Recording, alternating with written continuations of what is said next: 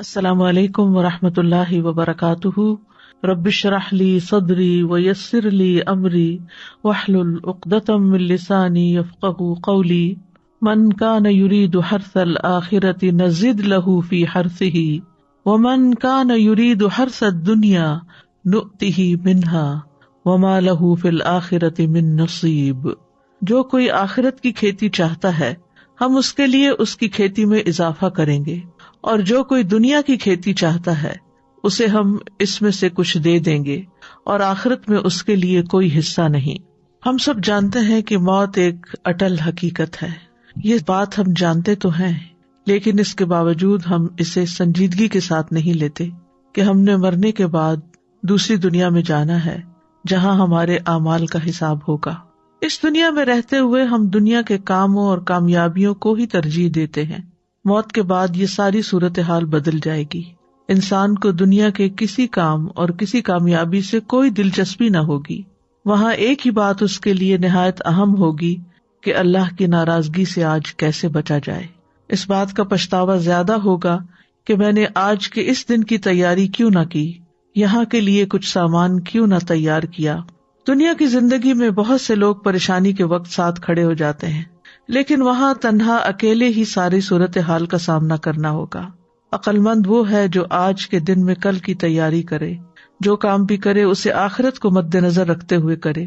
آخرت کا چاہنے والا ہر کام آخرت کی نیت سے ہی کرے گا، اور دنیا کا پرستار دنیا ہی کے لیے، جبکہ یہ ایک حقیقت ہے کہ آخرت کا ثواب دنیا کے بدلے سے بہتر ہے.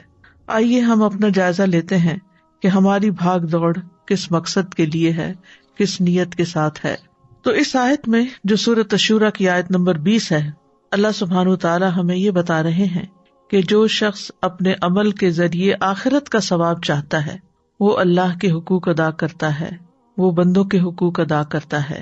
تو ہم اس کے عمل کو قبول کر کے اس کو اس کا اجر بڑھا چڑھا کر دیتے ہیں، نیکی کا ثواب بڑھا کر 10 گنا کر دیتے ہیں، اور 10 گنا کے بعد جتنا چاہتے ہیں اضافہ کر دیتے ہیں. اور جو اپنے عمل، اپنی محنت، اپنی کوشش، ان سب چیزوں کے ذریعے سے صرف دنیا چاہتا ہو تو ہم اس کو صرف اتنا ہی دیتے ہیں جتنا ہم نے اس کے لیے تقدیر میں تقسیم کر دیا ہے. ملے گا وہی جو ہم نے لکھ دیا ہے، اور دوسری طرف آخرت میں اس کے لیے کوئی ثواب نہ ہوگا. اس آیت میں آخرت پر ایمان لانے والوں اور نہ لانے والوں کے حال کا ذکر کیا گیا ہے. مومن اپنے عمل سے آخرت کا امیدوار ہوتا ہے، اس کے بہت سے یا کم اعمال آخرت کی چاہت سے خالی نہیں ہوتے. لیکن جو شخص دنیا میں ہی سارے فائدے چاہتا ہے وہ حقیقت میں پھر آخرت پر ایمان نہیں لاتا. قشیری کہتے ہیں ظاہری طور پر یہ آیت کافر کے بارے میں ہے، دنیا اس کے لیے وسیع ہے تو ضروری ہے کہ یہ بات اس کو دھوکے میں ڈال دے، کیونکہ دنیا تو باقی رہنے والی نہیں. تو فرمایا من کان یرید حرث الآخرۃ نزد لہ فی حرثہ، جو کوئی آخرت کی کھیتی کا ارادہ کرتا ہے. حرث لغت میں مصدر ہے، اس کا معنی ہوتا ہے زمین میں بیج ڈالنا، کچھ بونا تاکہ وہ کھیتی اگائے جو لوگوں کو فائدہ دے. اور یہاں اس سے اس کے اعمال کے اثرات اور اس کے نتائج مراد ہیں. ان کو بیجوں کے ثمرات کے ساتھ تشبیہ دیتے ہوئے کھیتی کہا، یعنی اعمال کے اثرات اور نتائج مراد ہے. حرث سے مراد کیا ہے؟ جو انسان کوشش کرتا ہے اس کا نتیجہ. تو من کان یرید حرث الآخرۃ، جو شخص آخرت کی کھیتی چاہتا ہے، یعنی اپنے عمل کا بدلہ آخرت کے ثواب کی شکل میں چاہتا ہے، اللہ کی رضا کا ارادہ رکھتا ہے، اللہ کے دیدار کا ارادہ رکھتا ہے، تو اللہ سبحانہ وتعالی انہی اعمال کو جن کا بدلہ دنیا میں بہت تھوڑا ملتا وہ آخرت کے لیے کئی گنا بڑھا کر زیادہ عطا کرتا ہے. اور آخرت کی کھیتی کی اچھائی یہ ہے کہ وہ ایسی کھیتی ہے جس کو کئی گنا زیادہ بڑھا دیا جاتا ہے اور اس میں برکت رکھی گئی ہے، اور اس کے اثرات اور افادیت اس کے مالک کے لیے باقی رہتے ہیں دنیا کی کھیتی کے برعکس. کیونکہ دنیا کی کھیتی میں برکت نہیں دی جاتی، نہ اس میں کئی گنا اضافہ کیا جاتا ہے، نہ ہی دنیا کی کھیتی اپنے مالک کے لیے قائم رہتی ہے، اور موت آنے کی صورت میں یہ اپنے مالک سے ختم ہو جاتی ہے، یعنی ملکیت بھی ختم ہو جاتی ہے انسان کی، اور تمام کی تمام دنیا آخرت کے آنے پر ختم ہو جاتی ہے. تو حقیقت یہ ہے کہ دنیا میں انسان جتنی بھی محنت کر لے، ملنا اس کو وہ ہے جو اس کے نصیب کا ہے، اور اگر اس کے نصیب میں بہت بھی لکھا ہے تو بھی آخرت کے مقابلے میں وہ بہت قلیل ہے، کیونکہ والآخرۃ خیر وابقیٰ، آخرت بہتر بھی ہے اور باقی رہنے والی بھی ہے، اور دنیا حقیر تر ہے اور ختم ہو جانے والی ہے۔ تو من کان یرید الحرث الآخرہ نزد لہ فی حرثہ، نزد لہ ہم زیادہ کر دیتے ہیں اس کی کھیتی میں، یعنی اس کے نتائج میں۔ مراد کیا ہے؟ یعنی اس کو مزید عبادت کی توفیق بھی ملتی ہے، اطاعت میں آسانی بھی ملتی ہے، خیر و بھلائی کے کام اور زیادہ وہ کرتا چلا جاتا ہے۔ اور ایک قول یہ ہے کہ آخرت کی کھیتی سے مراد اطاعت کے کام ہے، یعنی جو اطاعت کا کام کرتا ہے اس کے لیے ثواب بھی ہے۔ اور ویسے بھی کہتے ہیں نا کہ ایک نیکی دوسری نیکی کو دعوت دیتی ہے۔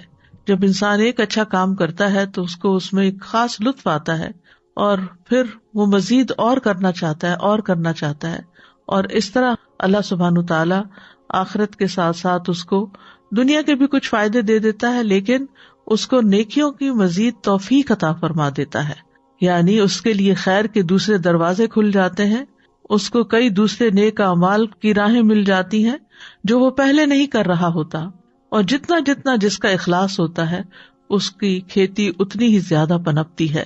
لیکن یہ توفیق کس کو ملتی ہے؟ اسی کو جس کا ارادہ بہت مضبوط ہوتا ہے، جو صرف آرزو نہیں کرتا، عمل بھی کرتا ہے، کیونکہ جو آخرت کا ارادہ کرتا ہے اس کو اس کے لیے پھر اتنی ہی کوشش بھی کرنی چاہیے۔ وَمَنْ كَانَ يُرِيدُ حَرْثَ الدُّنْيَا نُؤْتِهِ مِنْهَا، اور جو دنیا کی کھیتی چاہتا ہے، یعنی اپنی محنت کا نتیجہ دنیا میں پھلتے پھولتے دیکھنا چاہتا ہے، تو ہم اس کو بھی اس میں سے دے دیتے ہیں، لیکن دنیا میں جتنا ملے گا وہ دنیا کی حیثیت کے مطابق ہی ہوگا، یعنی جو دنیا میں اس کے نصیب میں لکھا گیا ہے وہ اس کو مل جاتا ہے، لیکن آخرت میں وہ خسارہ اٹھائے گا۔ اس کے برعکس جو آخرت کے لیے کوشش کرتا ہے اس کو دنیا پہ مل جاتی ہے، لیکن آخرت میں جو اس کا حصہ ہے وہ کئی گنا زیادہ ہو کر مل جاتا ہے۔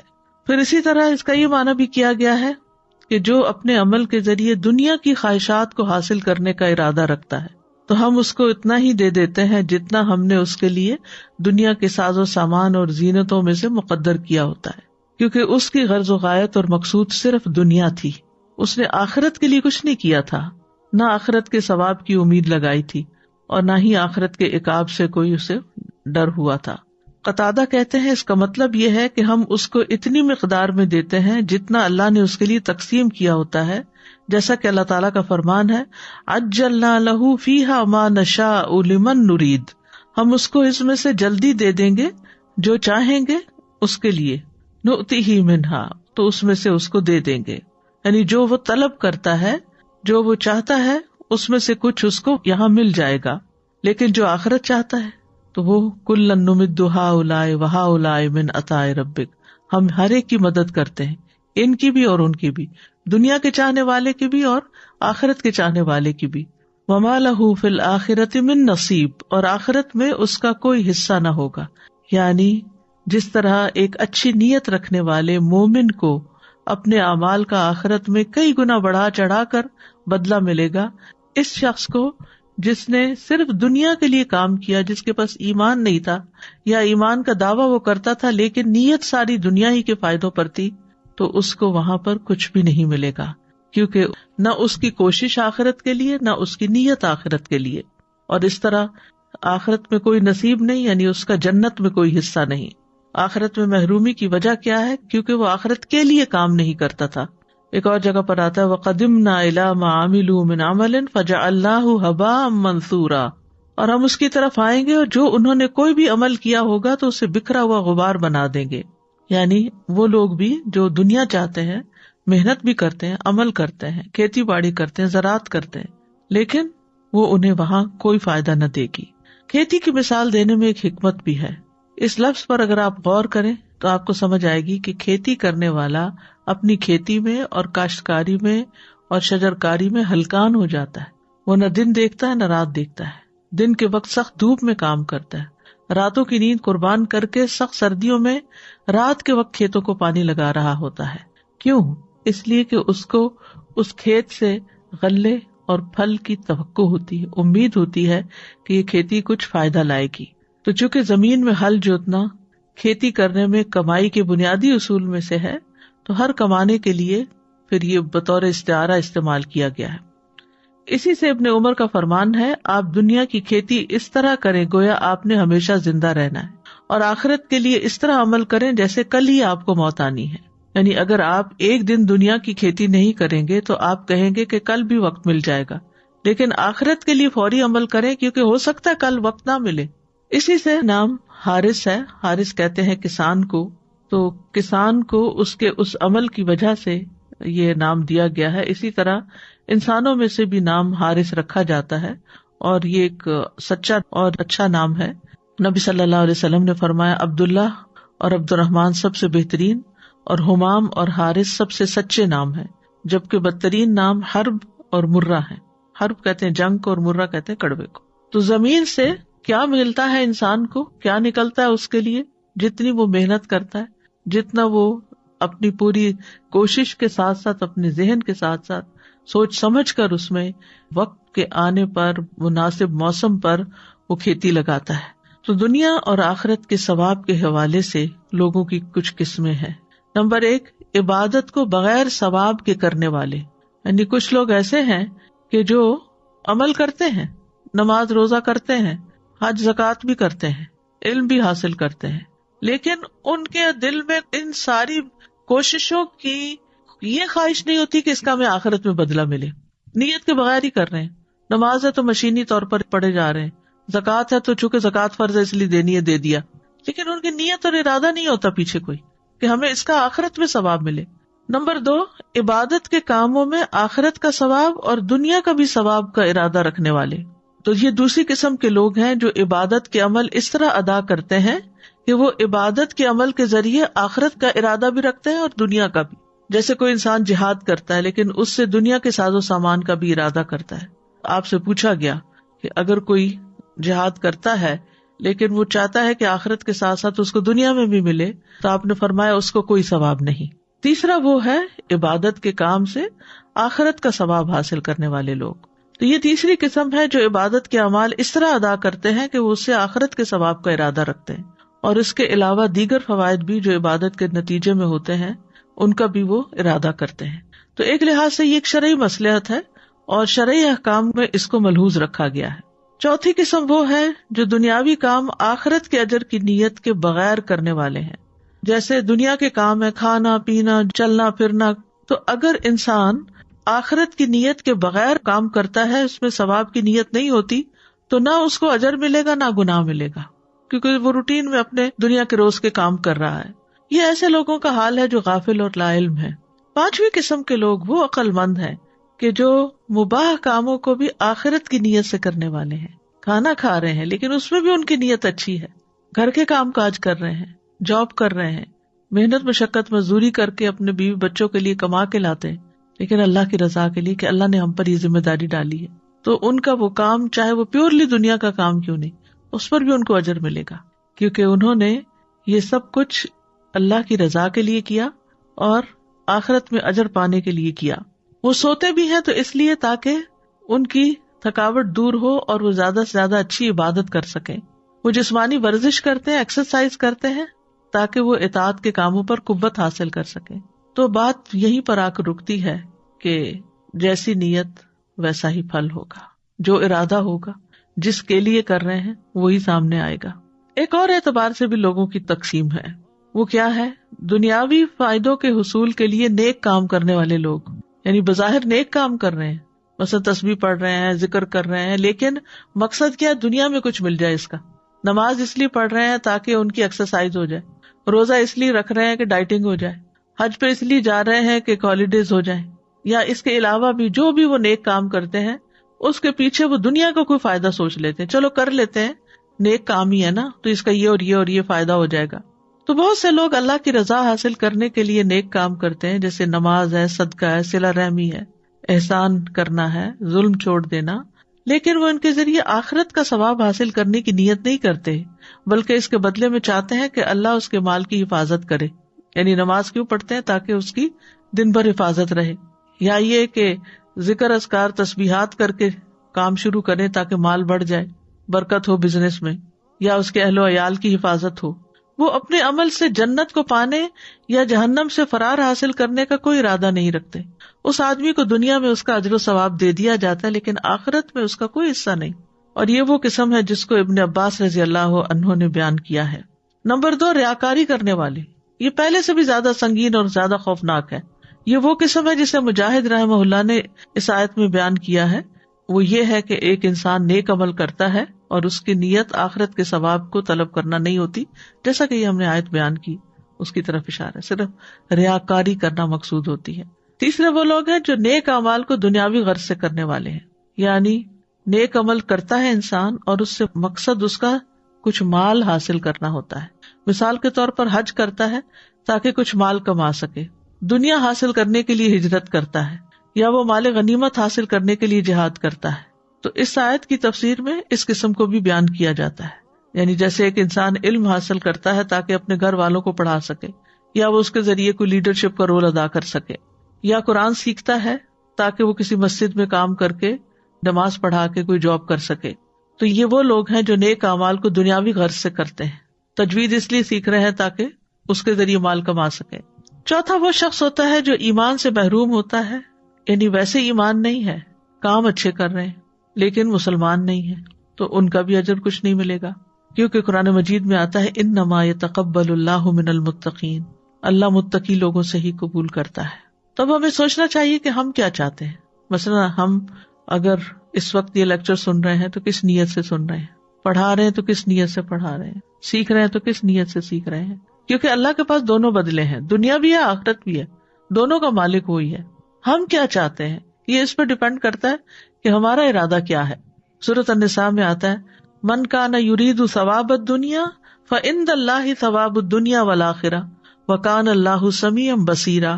جو شخص دنیا کا بدلہ چاہتا ہو تو اللہ ہی کے پاس دنیا اور آخرت کا بدلہ ہے، اور اللہ ہمیشہ سے سب کچھ سننے والا اور سب کچھ دیکھنے والا ہے. اسی طرح ایک اور جگہ سے پتہ چلتا ہے کہ دنیا چاہنے والے کو دنیا اور آخرت کے طلبگار کو آخرت ملے گی.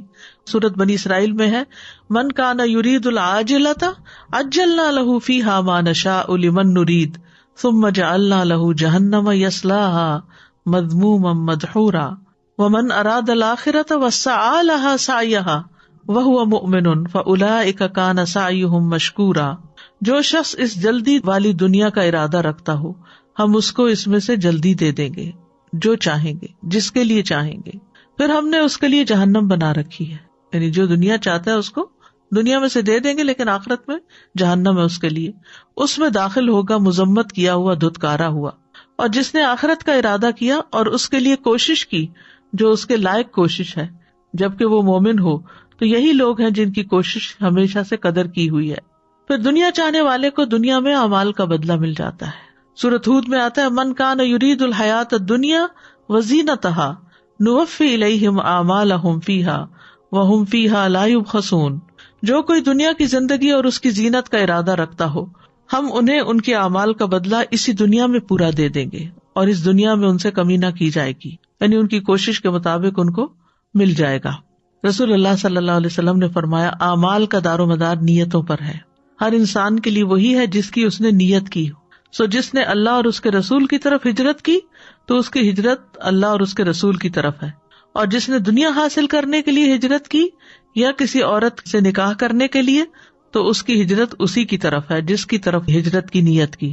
اسی طرح رسول اللہ صلی اللہ علیہ وسلم نے فرمایا اس امت کو عظمت اور رفعت، دین و نصرت اور زمین میں اقتدار کی خوشخبری دے دو، سو جو ان میں سے آخرت کا عمل دنیا کے لیے کرے گا اس کا آخرت میں کوئی حصہ نہ ہوگا، لیکن اگر آخرت کی نیت سے کریں گے تو دنیا بھی ملے گی اور آخرت بھی ملے گی، دونوں مل جائیں گی.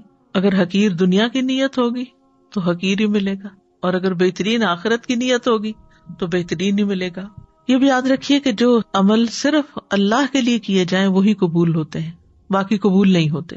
ابو امامہ باہلی سے روایت ہے، وہ کہتے ہیں ایک شخص نبی صلی اللہ علیہ وسلم کے پاس حاضر ہوا اور کہنے لگا آپ بتائیے، ایک شخص جنگ کے لیے جاتا ہے اور ثواب اور شہرت دونوں کا طلبگار ہے، اسے ثواب بھی چاہیے، اسے فیم بھی چاہیے، اسے کیا ملے گا؟ آپ نے فرمایا اسے کچھ نہیں ملے گا. اس شخص نے یہ سوال 3 بار دہرایا. رسول اللہ صلی اللہ علیہ وسلم تینوں بار یہ فرما رہے تھے کہ اسے کچھ نہیں ملے گا. پھر آپ نے فرمایا اللہ صرف اس عمل کو قبول کرتا ہے جو خالص اس کے لیے کیا جائے اور اس کے ذریعے صرف اسی کا چہرہ مقصود ہو. اس کے برعکس دنیا داری کے لیے کیا گیا عمل ناقابل قبول ہے.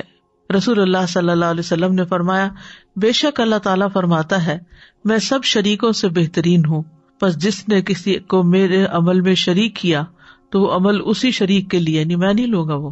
اے لوگوں، اپنے اعمال کو اللہ کے لیے خالص کرو، کیونکہ اللہ عز و جل خالص عمل کو ہی قبول کرتا ہے. اور یہ مت کہو کہ یہ چیز اللہ اور رشتہ دار کے لیے ہے، کیونکہ جو چیز رشتے کی خاطر کسی کو دی جاتی ہے تو وہ رشتے ہی کے لیے، اللہ کا اس میں کچھ حصہ نہیں. اور نہ یہ کہو کہ یہ چیز اللہ کے لیے اور تمہارے لیے، پس وہ تمہارے ہی لیے ہوگی، اللہ کے لیے اس میں کچھ نہیں ہوگا. مطلب کیا اس کا کہ اگر انسان کہے کہ میں تمہاری خوشی کے لیے یہ کر رہا ہوں اور اللہ کی خوشی کے لیے بھی کر رہا ہوں، تو بندے کی خوشی اگر اس کا دل چاہ تو وہ تو ہو جائے گا، لیکن اس کام میں پھر اللہ کی خوشی نہیں. جو کام اللہ کی خوشی کے لیے بس وہ اللہ ہی کی رضا کے لیے دل میں انسان کی نیت ہونی چاہیے. لیکن یہ ہے کہ جب آپ اللہ کو راضی کرنے کے لیے بندوں کے ساتھ احسان کرتے ہیں تو بندے واقعی راضی ہو جاتے ہیں. لیکن اگر آپ اللہ کو بلا کر صرف بندوں کو راضی کرنے کے پیچھے چل پڑتے ہیں تو بعض اوقات بندے بھی راضی نہیں ہوتے اور اللہ تو ویسے ہی راضی نہیں. اسی طرح ایک ہی عمل مختلف نیتوں کی بنا پر قبول یا رد ہو جاتا ہے. رسول اللہ صلی اللہ علیہ وسلم نے فرمایا، گھوڑے 3 قسم کے ہیں، یہ ایک آدمی کے لیے باعث اجر ہیں، ایک آدمی کے لیے پردہ پوشی کا باعث ہے، اور ایک کے لیے بوجھ اور گناہ کا سبب ہے. وہ گھوڑے جو اس کے مالک کے لیے اجر کا سبب ہیں تو ان کا مالک وہ آدمی ہے جو انہیں اللہ کے راستے میں پالتا ہے، اچھی نیت سے تیار کرتا ہے. تو یہ گھوڑے کوئی چیز اپنی پیٹ میں نہیں ڈالتے مگر اللہ اس کی وجہ سے اس کے لیے اجر لکھ لیتا ہے. جیسے آپ اللہ کے راستے میں اپنی گاڑی لے جا رہے ہیں اور اس میں پیٹرول ڈلواتے ہیں صرف اس لیے کہ اللہ کی رضا ہو، اس کو بوجھ نہیں سمجھتے، تو وہ اللہ ہی کے لیے ہے. لیکن اس کے برعکس اگر دنیا کے مقاصد ہیں تو پھر دنیا کے لیے، اور اگر انہیں وہ چراگاہ میں چراتا ہے تو وہ کوئی چیز بھی نہیں کھاتے مگر اللہ اس کے لیے ان کے لیے اجر لکھ لیتا ہے. اگر وہ انہیں کسی نہر سے پانی پلاتا ہے تو پانی کے ہر قطرے کے بدلے جسے وہ پیٹ میں اتارتے ہیں اس کے لیے اجر ہے. حتیٰ کہ آپ نے ان کے پیشاب اور لید کرنے میں بھی اجر کا تذکرہ کیا. اور اگر یہ گھوڑے 1 یا 2 ٹیلوں کا فاصلہ دوڑیں تو اس کے لیے ہر قدم کے عوض جو وہ اٹھاتے ہیں اجر لکھ لیا جاتا ہے. سبحان اللہ، یعنی اجر کی قسمیں آپ دیکھیں. ایک گھوڑا جو اللہ کے راستے میں آپ نے دیا، پھر وہ کھائے، وہ پیے، وہ پیشاب کرے، وہ چلے دوڑے، وہ کچھ بھی کرے، وہ ایک قطرہ بھی پانی پیے تو وہ پانی پلانے کا بھی اجر آپ کو مل رہا ہے. پانی وہ پی رہا ہے، اجر آپ کو مل رہا ہے. دانا وہ کھا رہا ہے، اجر آپ کو مل رہا ہے. دوڑ وہ رہا ہے، تھک وہ رہا ہے، اجر آپ کو مل رہا ہے. یعنی اس کے ریشے ریشے کے ساتھ آپ کے لیے اجر لگ جاتا ہے. اور اس سے پتہ چلتا ہے کہ اچھی نیت کی برکت کتنی زیادہ ہوتی ہے. اور وہ انسان جس کے لیے باعث پردہ ہے تو یہ وہ آدمی ہے جو انہیں عزت اور شرف اور زینت کے طور پہ رکھتا ہے، اور تنگی آسانی ہر حال میں ان کی پشتوں اور ان کی پیٹھوں کا حق نہیں بھولتا، یعنی ان کا خیال رکھتا ہے، اس کے لیے بھی کچھ نہ کچھ اجر ہوگا. رہا وہ آدمی جس کے لیے وہ بوجھ ہے تو وہ شخص ہے جو انہیں ناشکری کے طور پر غرور اور تکبر کرنے اور لوگوں کو دکھانے کے لیے رکھتا ہے، تو یہ وہی ہے جس کے لیے یہ گھوڑے بوجھ کا باعث ہے. تو اس سے یہ پتہ چلتا ہے کہ نیت کی خرابی کی وجہ سے بڑے سے بڑے اعمال حقیر ہو جاتے ہیں. نیت کا وبال دجال سے زیادہ خطرناک ہے.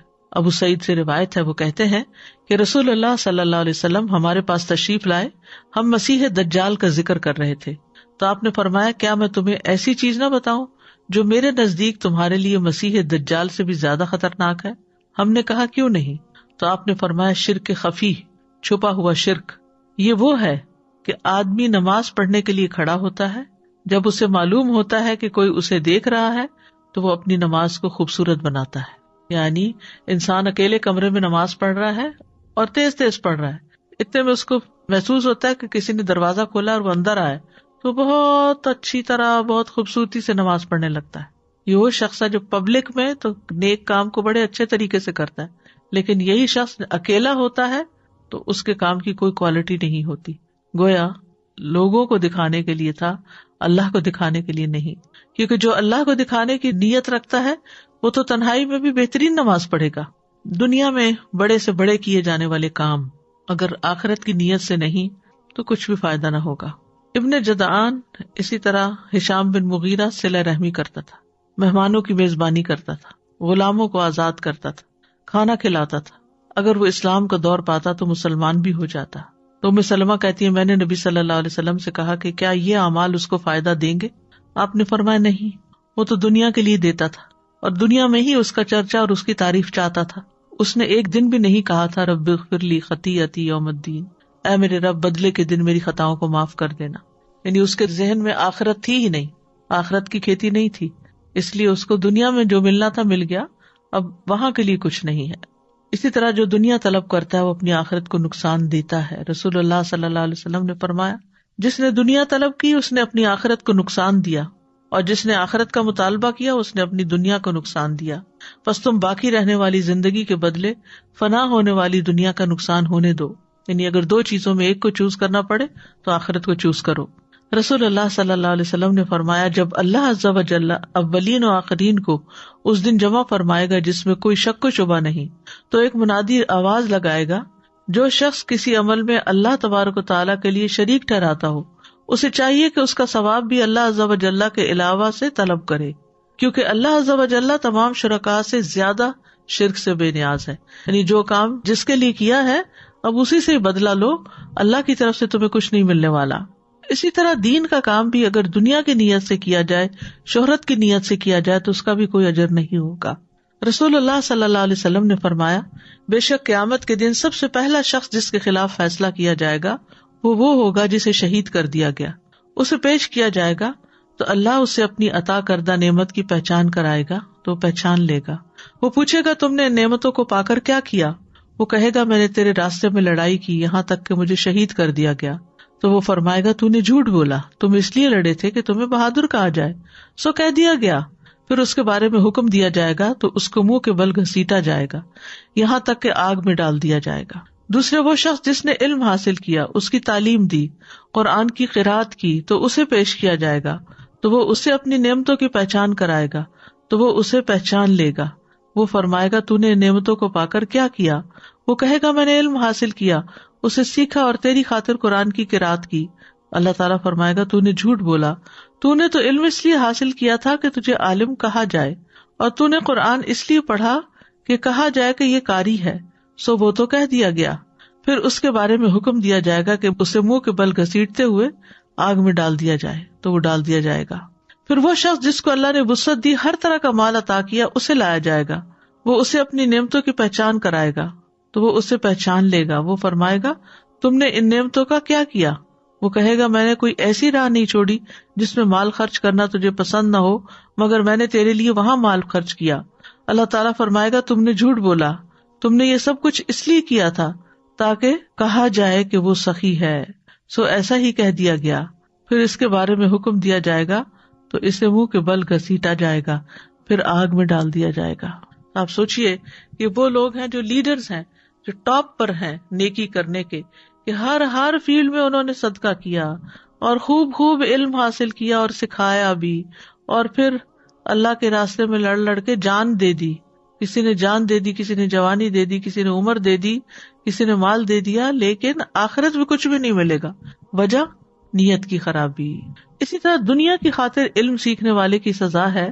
رسول اللہ صلی اللہ علیہ وسلم نے فرمایا من تعلم علما مما یبتغى به وجه اللہ عز وجل، کہ وہ علم جو اللہ کے چہرے کے لیے حاصل کیا جاتا ہے، جیسے قرآن کا پڑھنا، تجوید ہے، جس نے اسے دنیا کا مال حاصل کرنے کے لیے سیکھا، یعنی پڑھنا شروع کیا تو سوچا کہ اللہ کے لیے پڑھ رہا ہوں، لیکن تھوڑا سا بھی آگے جا کر اپنی نیت بدل دی تو قیامت کے دن جنت کی اس کو خوشبو بھی نہ آئے گی. پھر اسی طرح آپ نے فرمایا علم اس لیے حاصل نہ کرو کہ علماء کے سامنے فخر کرو یا جاہلوں سے تکرار کرو، اور نہ ہی علم سے دنیاوی جاہ کی مجلس تلاش کرو، جو ایسا کرے گا تو آگ ہے. پھر ریاکاری کا عظیم خسارہ ہے. رسول اللہ صلی اللہ علیہ وسلم نے فرمایا جو شخص شہرت کا طالب ہو اس کی بدنیتی قیامت کے دن سب کو سنائی جائے گی. اس طرح کہ جو کوئی لوگوں کو دکھانے کے لیے نیک کام کرے گا، اللہ بھی قیامت کے دن ان کو سب لوگوں کو دکھلا دے گا. پھر اسی طرح دنیا اور آخرت کا اگر کمپیریزن کیا جائے تو آخرت ایک اٹل حقیقت ہے. آخرت کے مقابلے میں دنیا کی حقیقت کیا ہے؟ سورۃ النساء میں آتا ہے قل متاع الدنیا قلیل والآخرۃ خیر لمن اتقی، کہہ دو کہ دنیا کا سامان بہت تھوڑا ہے اور آخرت اس کے لیے بہتر ہے جو تقوی اختیار کرے. سورۃ الانعام میں فرمایا اور دنیا کی زندگی کھیل اور دل لگی کے سوا کچھ نہیں، اور یقیناً آخرت کا گھر ان لوگوں کے لیے بہتر ہے جو ڈرتے ہیں۔ تو کیا تم سمجھتے نہیں؟ دنیا آخرت کے مقابلے میں کیسی ہے؟ جیسے کوئی شخص سمندر میں اپنی انگلی ڈالے پھر دیکھے کہ اس کے ساتھ کتنا پانی لگا ہے۔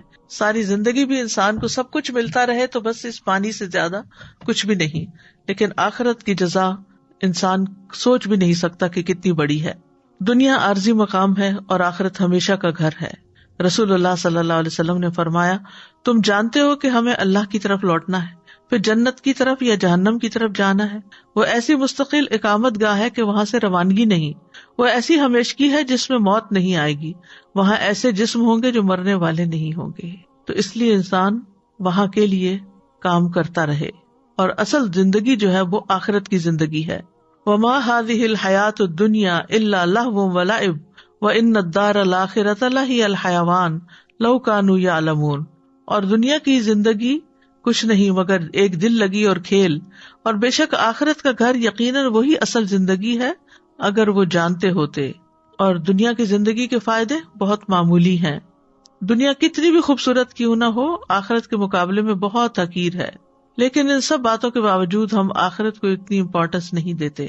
فرمایا بل تؤثرون الحیات الدنیا والآخرۃ خیر وابقی، بلکہ تم دنیا کی زندگی کو ترجیح دیتے ہو، حالانکہ آخرت کہیں بہتر اور زیادہ باقی رہنے والی ہے۔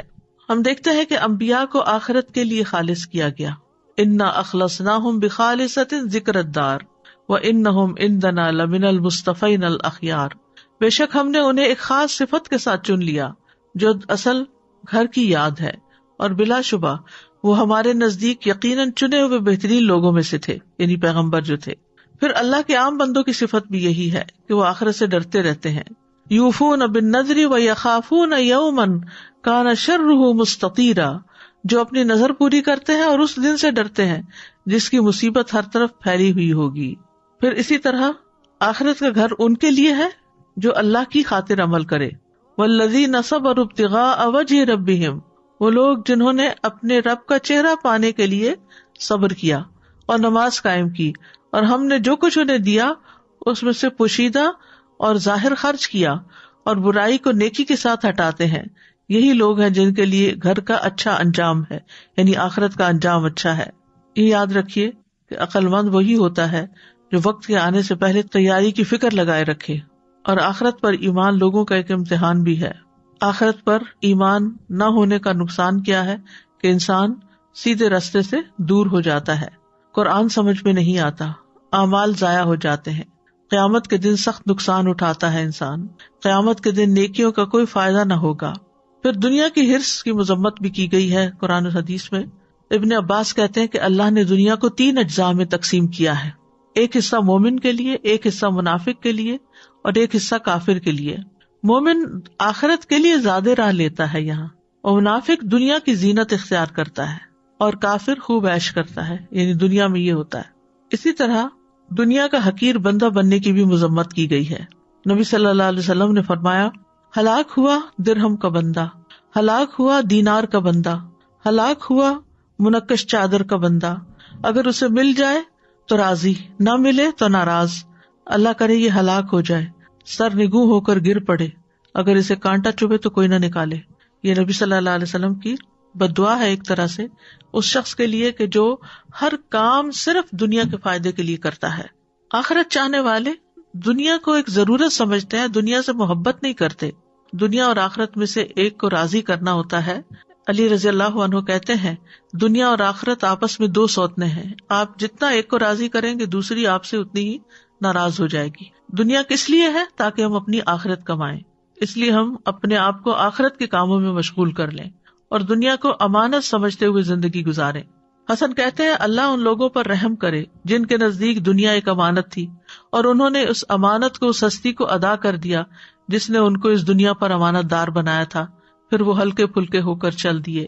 ابو سلیمان کہتے ہیں، دنیا کی خواہشات سے صبر صرف وہی کر سکتا ہے جس کے دل میں وہ چیز ہو جو اسے آخرت کے ساتھ مشغول کر دے، لہذا صرف ضرورت کی دنیا رکھنی چاہیے۔